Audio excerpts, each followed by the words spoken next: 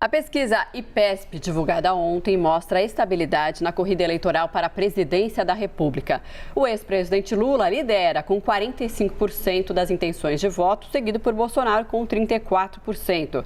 Já Ciro Gomes aparece em terceiro lugar com 9% das intenções de voto. A gente vai conversar agora ao vivo com o Renato Meirelles, que é presidente do Instituto Locomotiva. Renato, muito bom dia, obrigada por falar com a gente, seja bem-vindo. Olá, bom dia. É sempre um prazer estar falando com vocês e com quem assiste a CNN Brasil. Essa estabilidade que a gente vem observando na pesquisa IPESP, né? Porque é importante a gente falar aqui que cada pesquisa tem uma metodologia diferente, né? Vamos citar então o caso da pesquisa IPESP especificamente. Essa estabilidade entre presidente Lula e o ex-presidente Lula e o presidente Bolsonaro, ela mostra que eles chegaram ao teto ou ainda tem uma margem aí para crescimento? Uma das grandes vantagens da pesquisa IPESP é a sua periodicidade. Nós temos, no mínimo, 2 pesquisas IPESP por mês, muitas vezes, todas as semanas, temos pesquisas IPESP do meu amigo Lavareda sendo divulgadas. O que nós vimos é uma estabilidade que mostra uma consolidação que existe no eleitorado brasileiro. Essa estabilidade não é a característica exclusiva da pesquisa do IPESP e é inclusive algo esperado numa eleição em que um presidente da República em exercício concorre com um ex-presidente da República. Não é à toa que um dos índices melhor avaliados aí para os eleitores de cada um dos 2 líderes da pesquisa eleitoral é a experiência atribuída a eles para lidar com os problemas do Brasil.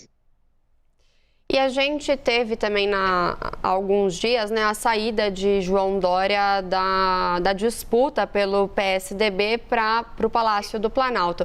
Essa saída do Tucano representou aí alguma mudança, causou alguma mudança nessa pesquisa eleitoral? Qual que é a sua avaliação?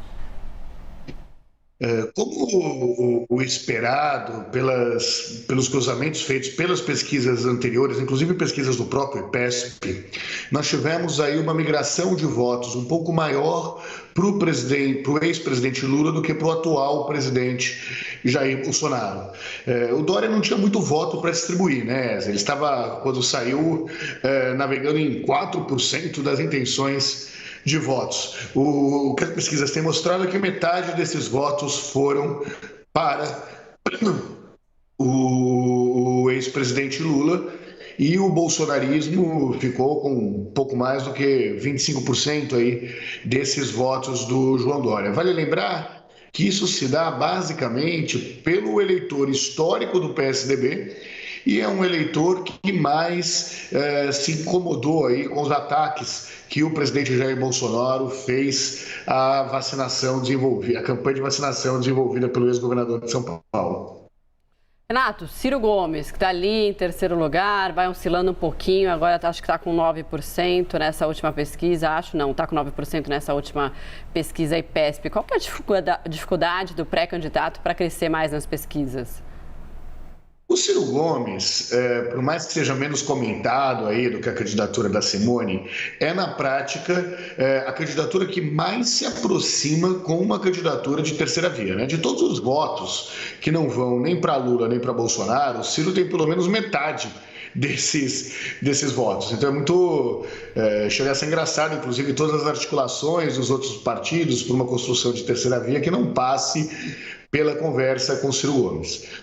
O Ciro tem hoje menos do que ele terminou as eleições presidenciais de 2018.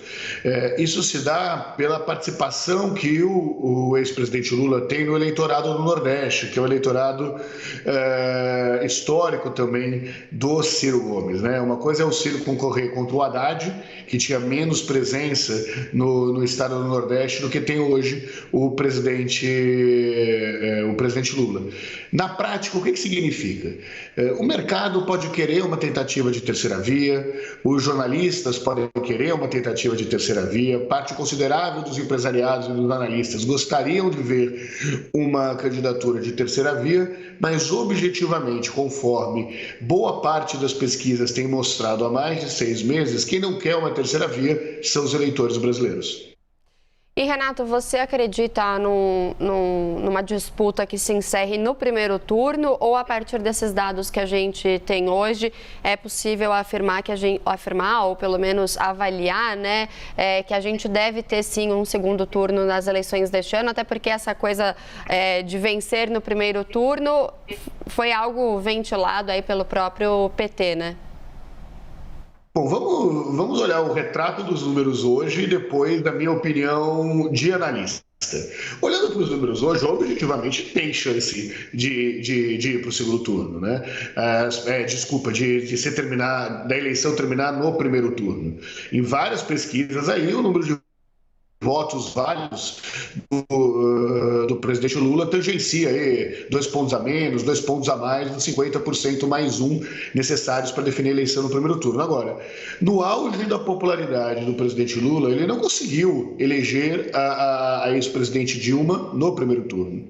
Na reeleição do presidente Lula, quando ele gozava de 70% de aprovação dos votos, ele não conseguiu ser eleito no primeiro turno. Fez pouco mais de 48%, mas não conseguiu ser eleito no primeiro turno. É muito difícil imaginar, por mais avançada que esteja o processo eleitoral hoje, por mais que o eleitor esteja antecipando o seu voto de segundo turno para o primeiro turno, já que essa eleição se definirá num primeiro turno.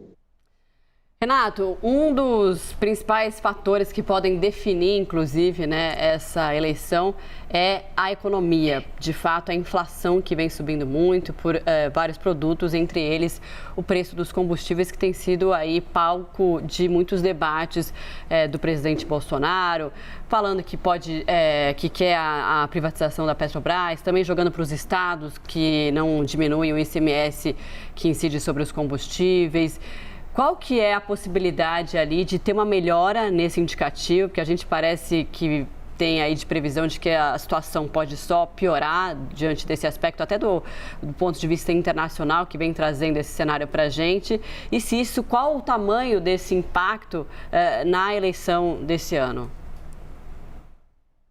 Olha, quando nós perguntamos para os consumidores, para os eleitores, para o cidadão brasileiro qual é a grande preocupação que ele tem hoje com o país, a economia desponta com a maior preocupação. Não distante disso, esse é um dos itens pior avaliados aí na avaliação dos atributos do presidente da República, Jair Bolsonaro. O que significa na prática? Que o que é mais importante para o eleitor é um dos aspectos em que o presidente é pior avaliado. Não tem muita saída para ele ter algum sucesso na eleição presidencial que não passe por passar para a opinião pública uma percepção de que algo está sendo feito para corrigir os rumos econômicos no Brasil, rumos econômicos, aliás, em que 2/3 dos brasileiros acreditam que está indo para o caminho errado. O que ele faz com isso? Ele mudou o ministro. Mudou 2 vezes o presidente da Petrobras. O último presidente da Petrobras indicado, eu estava inclusive no programa WW, 15 minutos antes de a gente entrar no programa, foi anunciado o novo presidente da Petrobras, que vem com uma formação de comunicólogo. Né? Ele se formou em economia social, em comunicação social. Talvez seja o primeiro presidente da história da Petrobras que foi formado em comunicação social. Por quê? Porque na visão do governo, o problema da Petrobras se resolverá com um profissional de comunicação, não alterando as políticas de preço da Petrobras. Em outras palavras, dificilmente o presidente conseguirá fazer com que a redução, nos próximos 3 meses, tenha uma redução substancial do preço da gasolina na bomba. No entanto, o que ele quer passar para o seu eleitorado é que ele está fazendo o que está ao alcance dele para melhorar a economia. Sem isso, dificilmente o presidente conseguirá reverter a vantagem que o presidente Lula tem mostrado nas pesquisas, em especial a vantagem entre as mulheres. As mulheres hoje têm 16 milhões de votos, o ex-presidente Lula tem 16 milhões de votos a mais do que o presidente Bolsonaro entre as mulheres, que são as grandes administradoras do orçamento familiar. Obrigada, Renato, por essas suas avaliações aqui no CNN Sábado. Até uma próxima. Até a próxima, sempre um prazer estar com a CNN.